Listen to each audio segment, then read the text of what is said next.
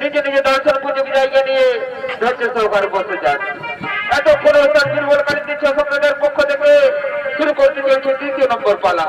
তাই পালাখানি হলো রামায়ণের অবলম্বনে লেখা এক মহাধর্মমূলক পৌরাণিক পালা, মা সীতার পাতাল প্রবেশ।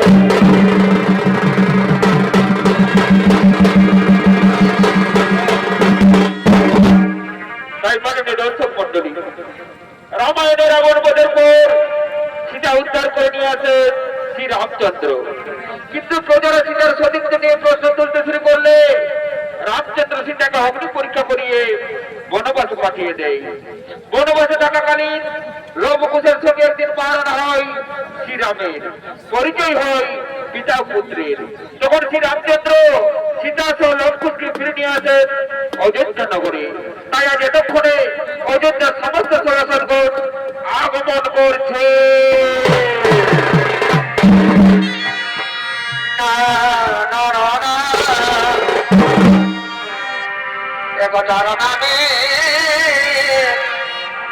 এভাবে